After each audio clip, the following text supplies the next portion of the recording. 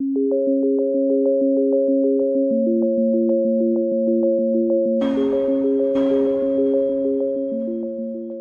to this next episode, and I've got a fantastic guest today. I would like to introduce everybody to Jenny McDonald. We've touched base a couple of times over the past few weeks. I think we've kind of, met each other and then gone off again. But Jenny is a health coach who works with her clients to help them understand their behaviour around food and to break free from the dieting cycle. And we've just had a chat, and I'm on this. I need to work with Jenny. Jenny has developed a tricky relationship herself with food and became a secret eater before the age of 10. Jenny longed to be like the other girls in her teens, but she was fighting not only against her love of food, but also against a condition called lipidemia, which I'm sure we can talk a little bit more about that. Jenny now sees herself as in recovery from her food addiction and always working on her relationship with herself. Jenny's mission is to empower women to live their life free from food addiction. And Jenny believes that with the right support and mindset, anything is possible. All Jenny's contact details are going to be in the show notes, so I'll put them in so that you can check out on that.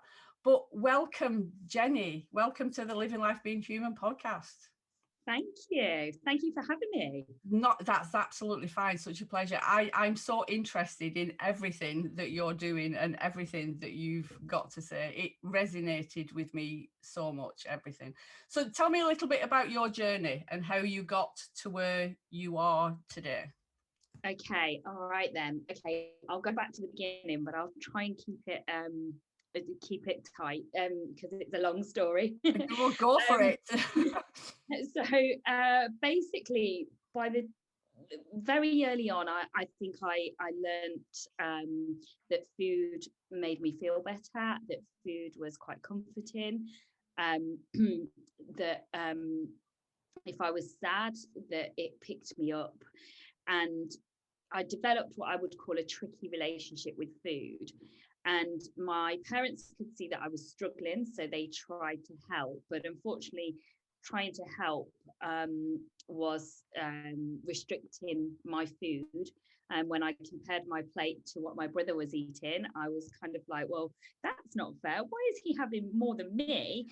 What's going on there? Yeah, exactly. Then I developed my secret eating, and I used to steal money from my mum's pocket and go and sit in my bedroom and eat chocolate and things like that, take food out of the cupboard, and it just had a really difficult time with food. And looking back, I can see why I started to gain weight, but also I didn't know that I had a condition called lipoedema, or lipedema, it's pronounced both ways, which is basically the abnormal collection of fat cells in certain areas of your body, most commonly pretty much always in women, but although there's been known to be a few cases in men, but it is women, and it's connected to your hormones. So it tends to come on at puberty, and then it can be exasperated in pregnancy and menopause.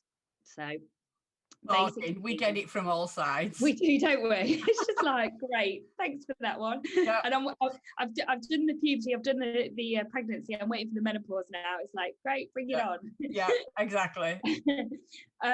So basically, when I was heading for puberty, my legs started to change shape, and I kind of developed this, what I'd call a fat pad, or what they call a fat pad around my knees, and the top part of my legs were much larger than the average girl's legs, and they were misshapen. And I was called tree trunk legs at school. I was bullied, from what I remember, quite badly, and it just that just fueled the whole dieting cycle. It couldn't lose weight, tried to lose weight, starvation, overeating, kind of. It just got really, really messy. And I actually feel sorry for my parents, because now I'm a mum myself. I think, gosh, what I was, not intentionally, but I was putting my mum through. I mean, I remember sitting on the bathroom floor crying, saying, please don't send me to school. I don't want to, they're going to pick on me. And my mum like saying, I will help you. I'll help you any way I can. And obviously her trying to help was putting me on a diet, because that's how we knew to, you restrict your food, you lose weight. So anyway, fast forward to the age of 26, I'd gone to drama school, I'd trained to be an actress, and I think looking back, that was a form of escapism. It was like, it's not me, I'm just acting.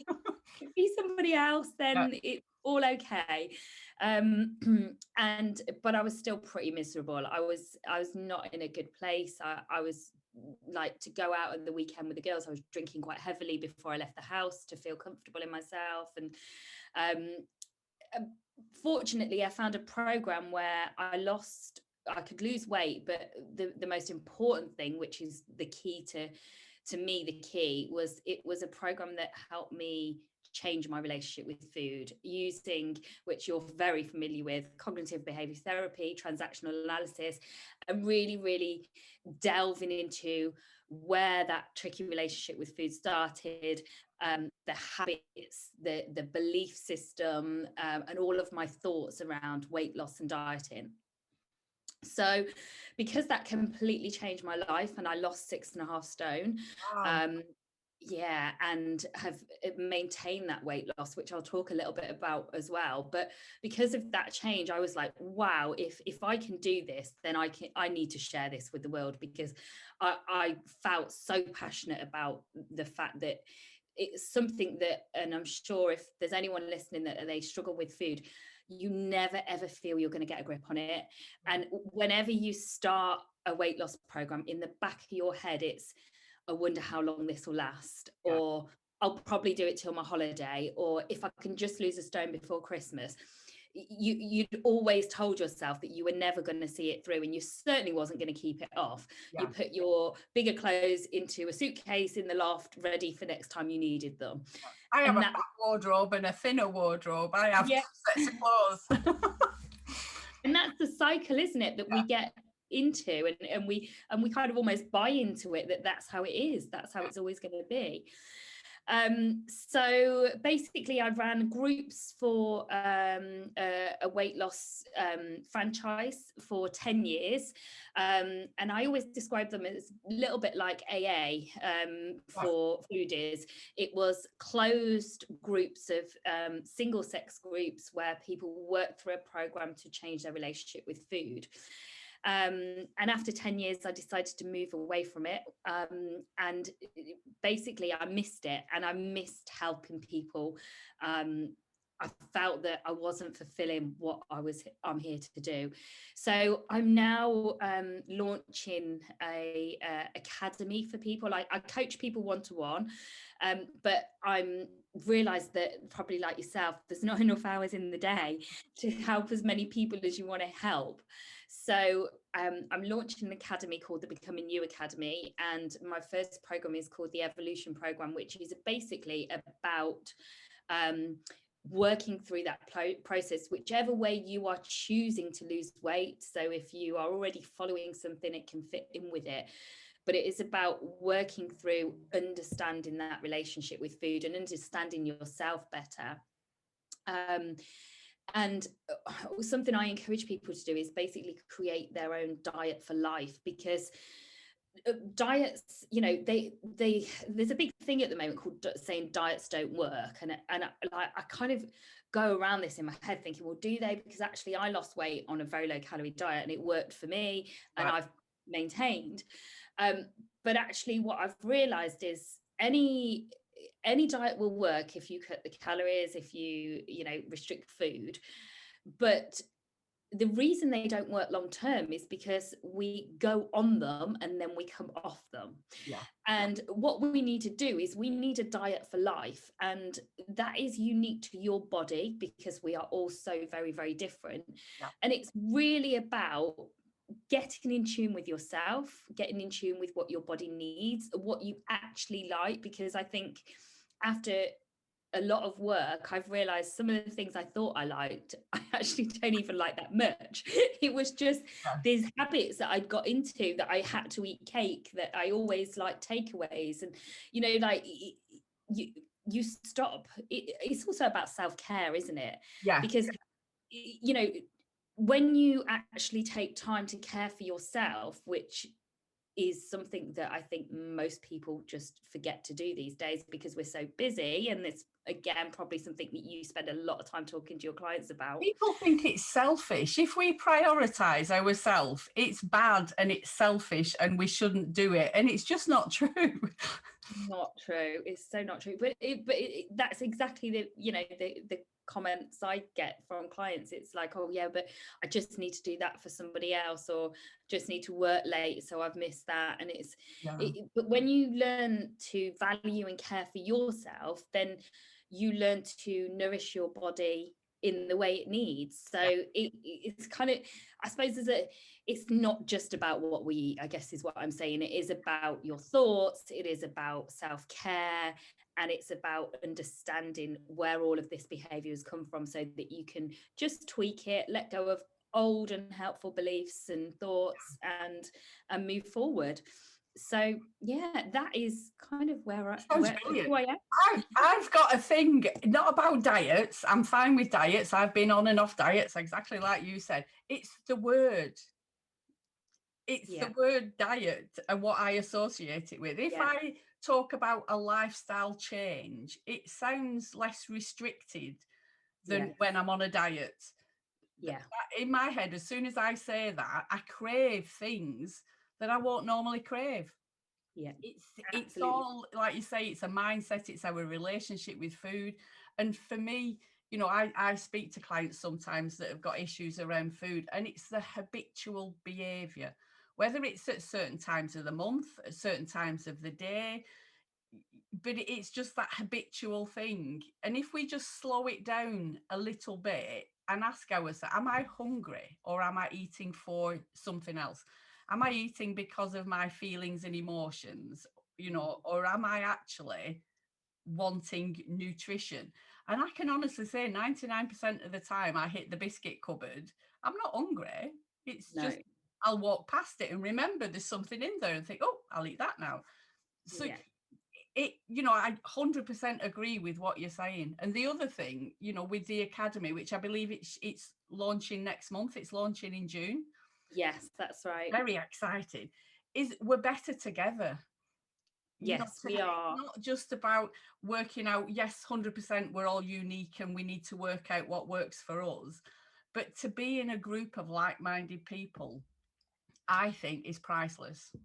Absolutely. And I think particularly, well, probably going through any behavior change, but for me, going through the change of letting go of weight and letting go of that relationship with food, there's a lot of shame around it.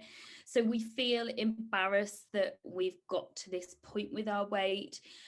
We feel like people judge us, and to share that experience with 6 or 7 other ladies, where you can all go, gosh, yeah, I feel like that. Oh my goodness, I can relate to that. It empowers you, because it's like, I'm not alone here. This is completely normal, and we can all do this. And as you said, we are stronger together. And that is why through the program, although it could stand on its own, the idea is that people meet fortnightly for a Zoom call where we share where we are on the program, where we talk about what we've discovered about ourselves through completing the modules, and move forward together. And it also it holds you accountable, not just to your coach, but to the other group of women that are on the same journey. So I'm not sure whether you've noticed it, but I've noticed that quite a big shift lately, that, you know, like me, as a psychotherapist, people presume I've got all my shit sorted. And it was quite a pivotal moment for me when I decided to open up and share that actually I'm just one step ahead of you. I get triggered. Life happens to me. I get a curveball. I've got a 16-year-old son that's not doing his GCSEs and he's throwing hormones and testosterone. I struggle just like everybody else does. I've not got all the answers. So I get as much from my groups, you know, and the people that are in mine, for me to be accountable and for me to share my stuff without that shame and guilt that you're talking about. And I think there's been a bit of a shift that we don't need to be perfect as coaches and as leaders or supporters or whatever we want to call ourselves. We're allowed to go through stuff too. And that for me was a massive thing. Absolutely. And we're always learning, aren't we? But I think as coaches, we kind of question, oh, you know, should I say that? Like you said, should I say I haven't got my shit together? Yeah. I think that's fact, why I resonated with you sharing your story. Do you know what I mean? That I've been through this. I still, you know, get a magnet, you know, drawing me to the biscuit tin every so often. I'm human, and that to me is really powerful, and it resonates with so many people. So I just wanted to congratulate you for being open and sharing your story with everybody. Thank you. You've just sparked something that I was going to share earlier. I think I went off on a tangent, but one of my podcasts that I recorded probably 2 or 3 episodes ago was almost like an update to where I am, because I had this revelation at the start of the year, because I've also retrained as a health and life coach more recently, to kind of top up what I learned years and years ago, because we're always trying to improve, aren't we?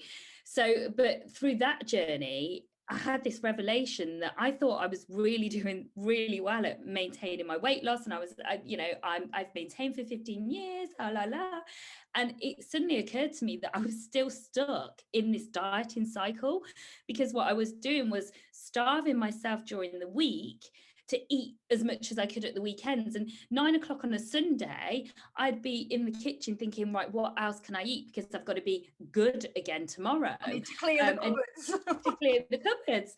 Yeah. And it was like literally at the start of this year when I kind of went, oh my goodness, like, what are you doing? You're telling everyone that, you know, this is how you maintain your weight, and this isn't how you maintain your weight. This is, you have not got it yet. And now I feel like for the first time ever that I've finally got it, that it really is about having a good routine with your body and being in tune with your body. And what I've noticed now is, come the weekends, I don't want to overindulge, and it's because I'm not depriving myself in the week. Whereas before it would be like, well, if I want a bag of crisps in the week, I can't have one, I'll have them at the weekend. But then come the weekend, it would be the giant bag of crisps because I've not had them all week. It's amazing how, you know, I often talk about our brain is not designed, it's a rubbish organ. It's constantly working against us. It's not very helpful. It attaches stories to certain things that then become habitual behaviors. And, you know, in the 21st century, it's not designed very well now. It's still working like it did when we were cavemen.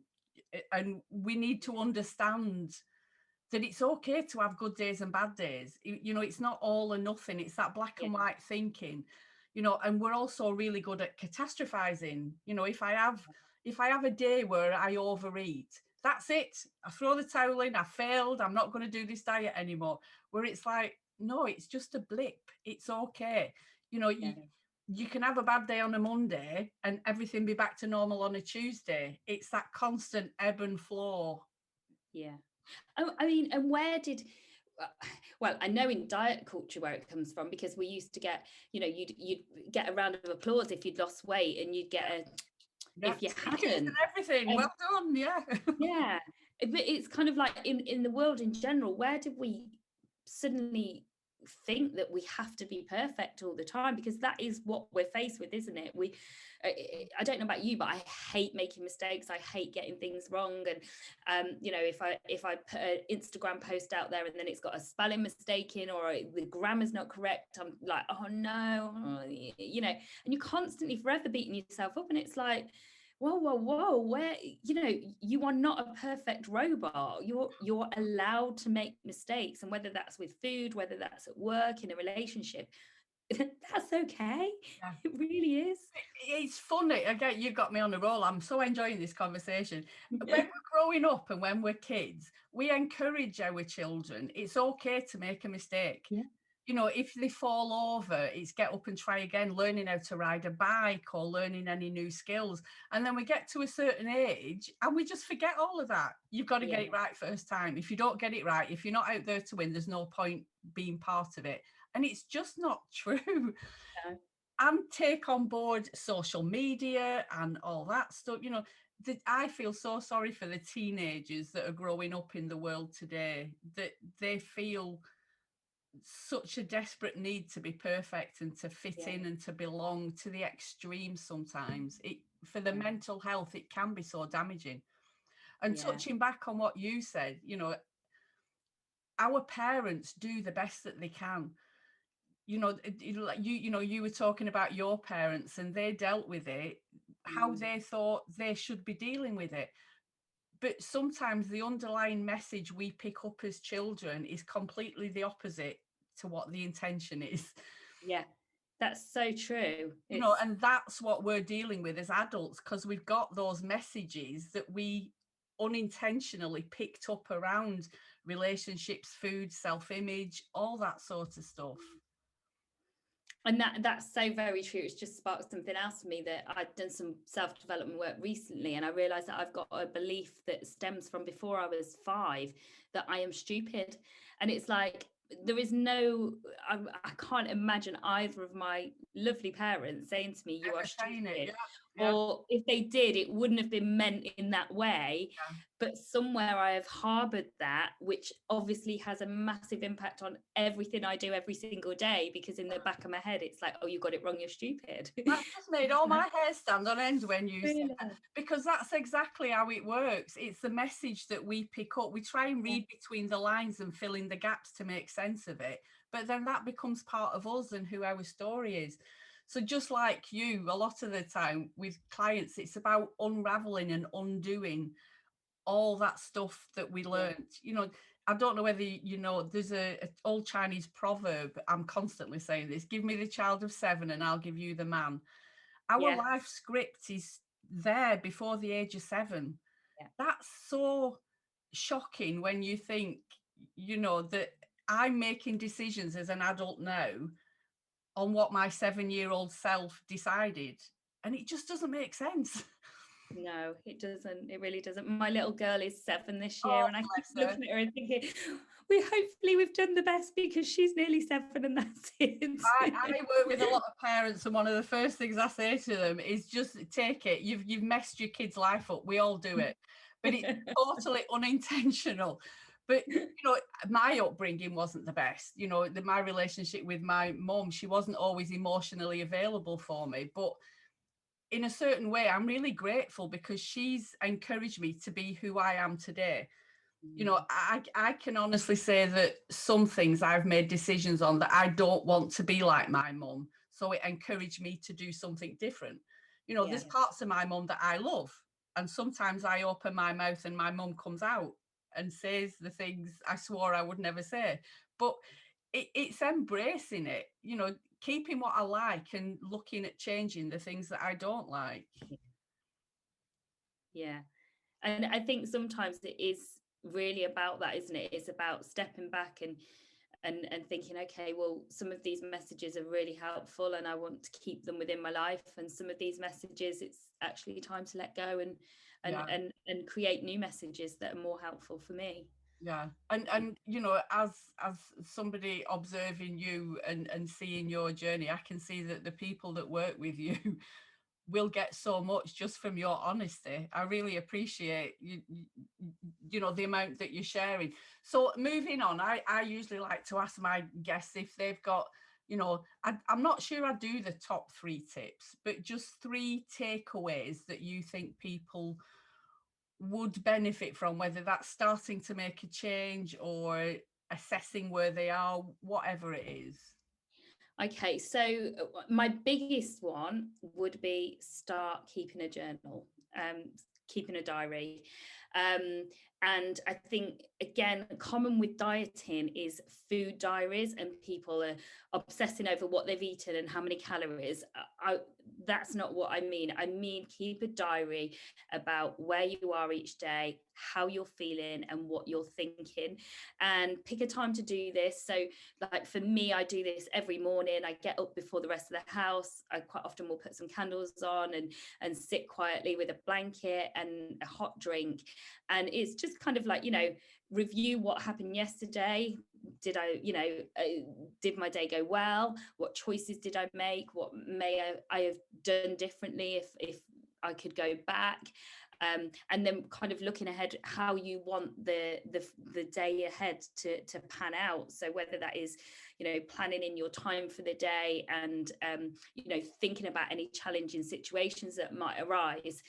And I think by journaling, it kind of, it allows you to be more present day to day with what is going on in your head, because we bumble through the day, getting stuff done. We're all so busy, and we don't take time to think about how situations are affecting us, how we're feeling, whether we might want to respond differently. We just go on automatic pilot most of the time. Yeah. So I think journaling is absolutely key. And when you start getting in tune with just your thoughts a little bit more, and how am I feeling about that meeting today? Oh, that's interesting. I feel quite anxious about that. I wonder if that is why I really want, a bacon sandwich for breakfast instead of my usual granola. Yeah. Oh, that's interesting. And I use the words get curious about your relationship. I'm not sure if I alter my camera, you might see my sign. I've got yes.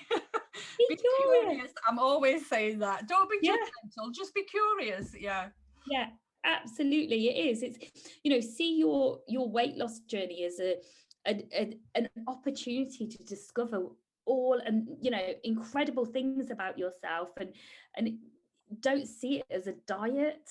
Which brings me on to my next tip, which would be, consider whether, depending on what method you're using, whether it really does work for you. So for example, if you are calorie counting, is that really working for you? Now, for some people it may, but for others it's this constant battle of, oh, have I had enough calories? Oh, I've got some spare, I can eat something else. Oh, I've gone over my calories. And we have enough to think about in life without obsessing and adding up calories, points, sins, whichever one it is.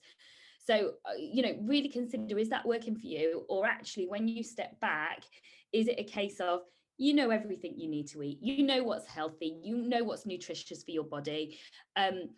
If you are going to eat cake, you probably know that maybe eating it twice a day isn't going to, be as helpful for you and make you feel good and give you the energy your body needs. So it's just kind of like, we know all this stuff. For most of us, we're serial dieters. We know it all. It's just we don't do it. So by going back to the journal, when you are managing your thoughts and your feelings, it becomes a lot easier to manage your food. And then all of a sudden you don't actually have to manage it, because you're just in a better place yourself. And I've got a third one, if you'd like a third one. Go for it. My third one would be, consider letting go of the scales.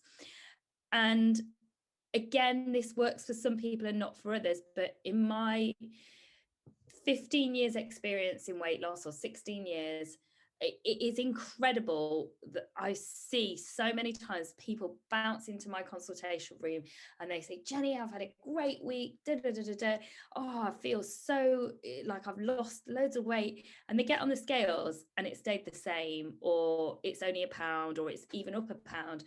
And I see their whole body just collapse. And it's just like, oh. And I'm trying to rewind them and say, hang on a minute, let's just go back to 5 minutes ago when you walked in this door.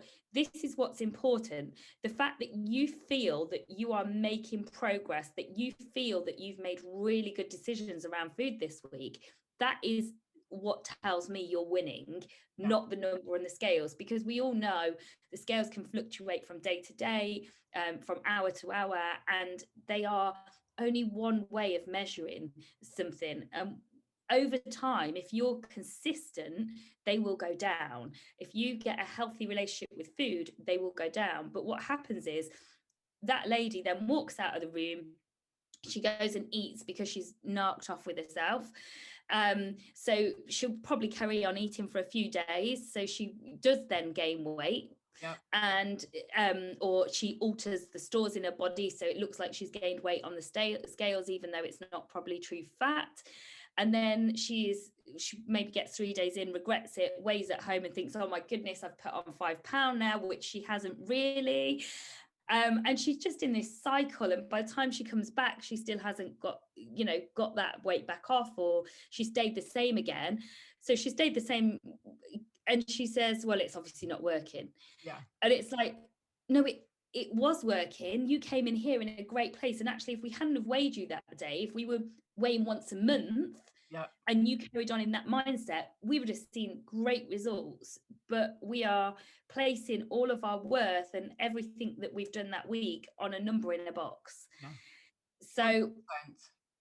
that's probably my third tip would be, consider whether the scales are working for you. And if that story resonates with you, then maybe weigh fortnightly or even weigh monthly, and use your gauge of success as how often you write in your journal, how many situations you feel that you've had a successful outcome with, rather than what the numbers say. Yeah, I know for me, just as you're saying that, there's a couple of things. I work a lot with clients. Like, yes, I'm trained in transactional analysis, but I work with something called the 3 principles, which is mind, consciousness, and thoughts. And it's how everything comes from the inside out.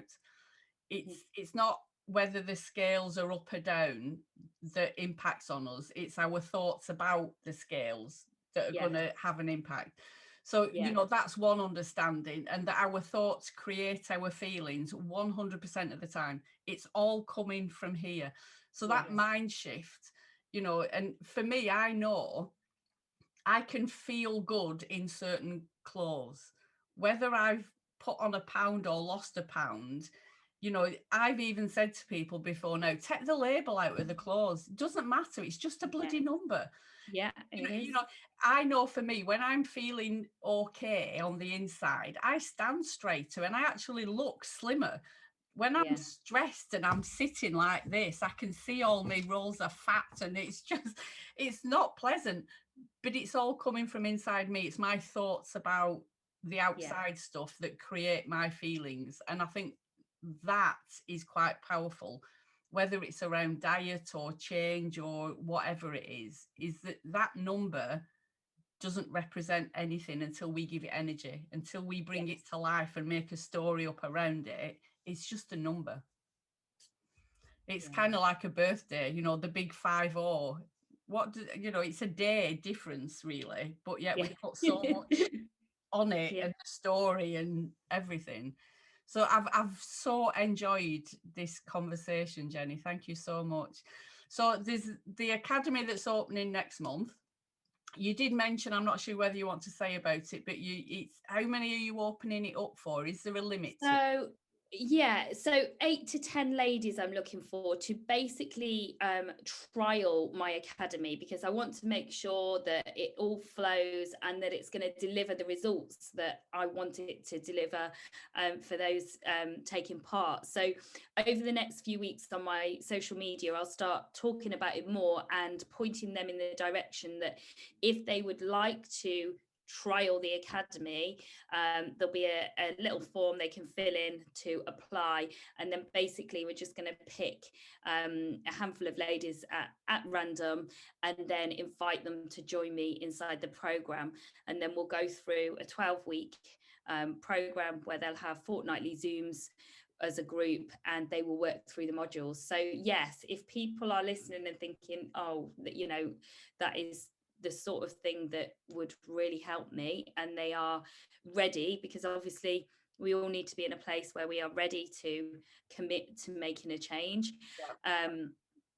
then yeah, please do get in touch and connect with me on social media. Ready for that opportunity. Brilliant. Like I said, I'll put everything, the Instagram, the Facebook, your web address and everything, it'll all be in the show notes. So just check out the show notes for this, and then keep an eye out. Join the Jenny's Facebook group so you don't miss, because that sounds like a fantastic opportunity. And I can see myself being there as well. I'll be joining the group so that I get first dibs too. So yeah, the last thing that I always like to finish on with these are, what would you say to your younger self, the Jenny of today? What would she say to that 10-year-old that was struggling, maybe being a secret eater? I would probably say don't diet, which seems crazy as I worked for diet companies for a long time. But I would probably say don't diet, get in tune with your body and learn about who you really are, rather than following somebody else's rules. Yeah. Because when we're following someone else's rules, there's only so long we're going to follow them for before we go, I would need to break free from that. Yeah. So it really is about creating that relationship with food that's sustainable. Yeah, I love that. Thank you so much for being a guest. No problem. And hopefully we will be in touch again very soon. Absolutely. Thanks a lot, Jenny. No problem. Take care. Bye. Bye.